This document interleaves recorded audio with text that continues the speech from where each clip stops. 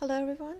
My name is Kiana Sabzehei, and today I'll be talking about uh, corrosion in mining industry with a focus on Britannia Mine in British Columbia, which once one of the Canada's largest copper producers. So the mine operated from 1904 to 1974, and after its closure, the exposure of sulfate-rich ores such as pyrite to oxygen and water triggered acid rock drainage, releasing sulfuric acid and heavy metals, including copper, zinc, and cadmium, into local waters.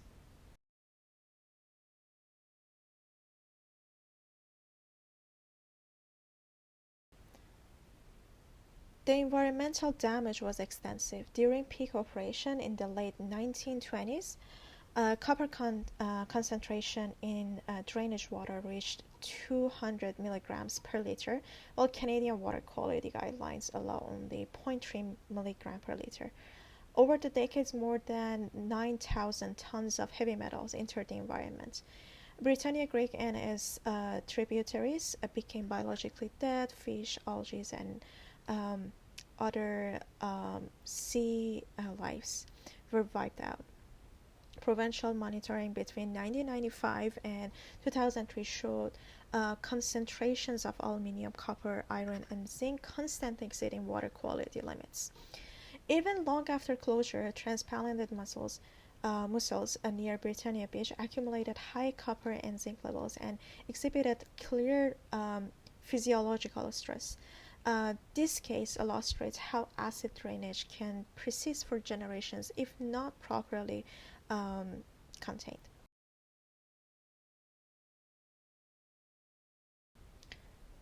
The contamination deeply affected surrounding communities, especially the Squamish Nation, whose unceded territory includes the site.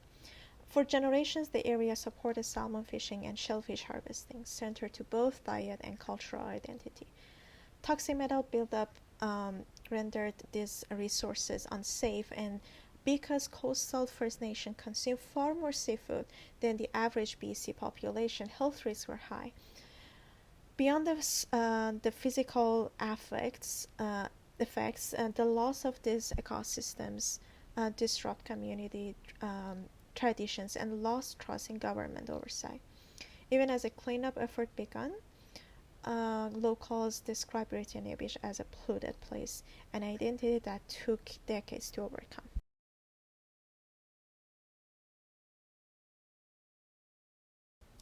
The provincial government launched a full remediation program in the early 2000s, designed to stop acid drainage and restore ecosystem health.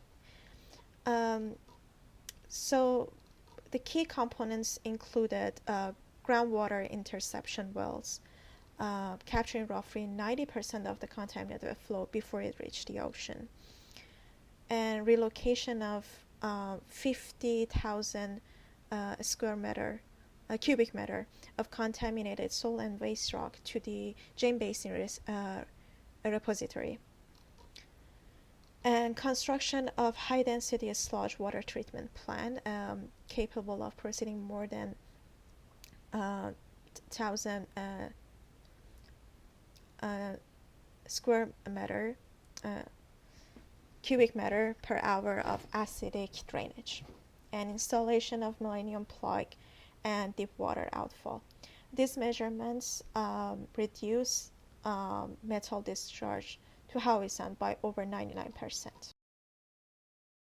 Historically, Britannia Mine was worth millions in infrastructure investment, exceeded 10 million Canadian dollar by the mid 20th century, and supported over 1,000 workers.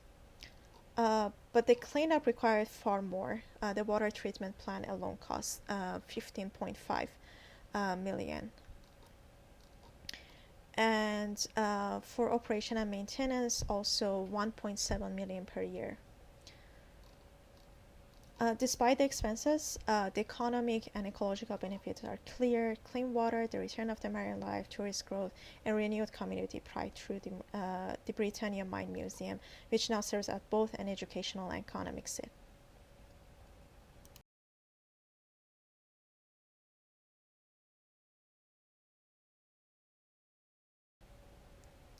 So as a conclusion, acid rock drainage from abandoned tuna caused decades of environmental damage in Howe Sound.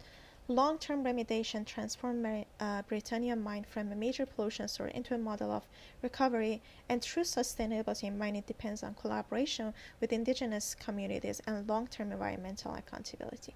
Thank you.